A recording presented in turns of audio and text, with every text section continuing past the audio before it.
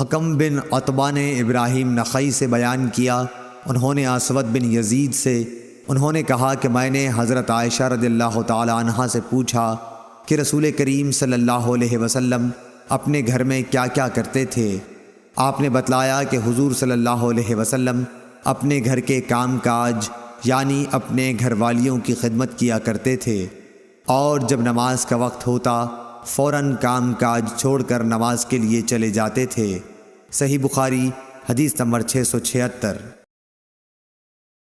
ایوب سختیانی نے ابو قلابہ عبداللہ بن زید سے بیان کیا، انہوں نے کہا کہ مالک بن حویرث صحابی ایک مرتبہ ہماری اس مسجد میں تشریف لائے اور فرمایا کہ تم لوگوں کو نماز پڑھاؤں گا، اور میری نیت نماز پڑھنے کی نہیں ہے، میرا مقصد صرف یہ ہے کہ تمہیں نماز کا وہ طریق سکھا دوں جس طریقے سے نبی صلی اللہ علیہ وسلم نماز پڑھا کرتے تھے۔ میں نے ابو قلابہ سے پوچھا کہ انہوں نے کس طرح نماز پڑھی تھی، انہوں نے بتلایا کہ ہمارے شیخ عمر بن سلمہ کی طرح۔ شیخ جب سجدے سے سر اٹھاتے تو ذرا بیٹھ جاتے پھر کھڑے ہوتے۔ صحیح بخاری حدیث نمبر 677۔ ابو موسیٰ اشعری رضی اللہ تعالیٰ عنہ سے روایت ہے، آپ نے فرمایا کہ نبی کریم صلی اللہ علیہ وسلم بیمار ہوئے، اور جب بیماری شدت اختیار کر گئی تو آپ نے فرمایا کہ ابو بکر رضی اللہ تعالیٰ عنہ سے کہو کہ وہ لوگوں کو نماز پڑھائیں۔ اس پر حضرت عائشہ رضی اللہ تعالیٰ عنہا بولیں کہ وہ نرم دل ہیں، جب آپ کی جگہ کھڑے ہوں گے تو ان کے لیے نماز پڑھانا مشکل ہوگا۔ آپ نے پھر فرمایا کہ ابو بکر سے کہو کہ وہ نماز پڑھائیں۔ حضرت عائشہ رضی اللہ تعالیٰ عنہا نے پھر وہی بات کہی۔ آپ نے پھر فرمایا کہ ابو بکر سے کہو کہ نماز پڑھائیں۔ تم لوگ سوا حب یوسف زلیخا کی طرح باتیں بناتی ہو۔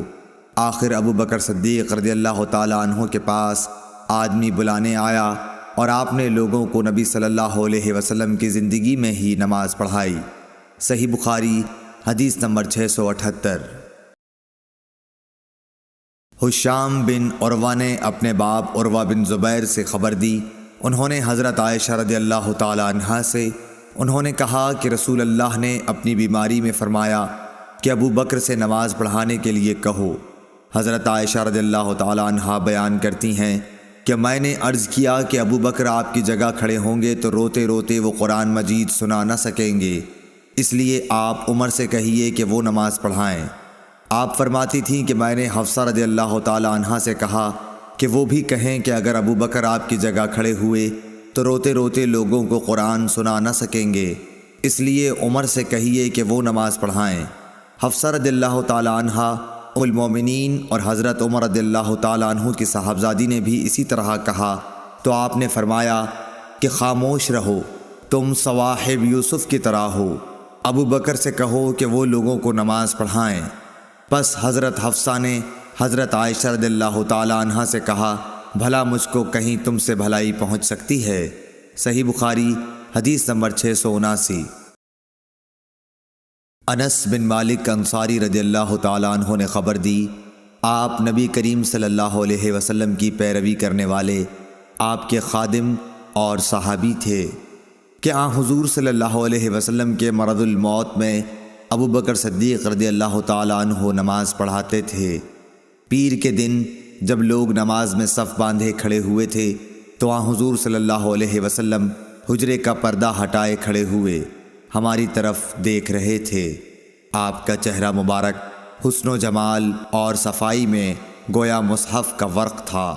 آپ مسکرا کر ہنسنے لگے، ہمیں اتنی خوشی ہوئی کہ خطرہ ہو گیا کہ کہیں ہم سب آپ کو دیکھنے ہی میں نہ مشغول ہو جائیں اور نماز توڑ دیں۔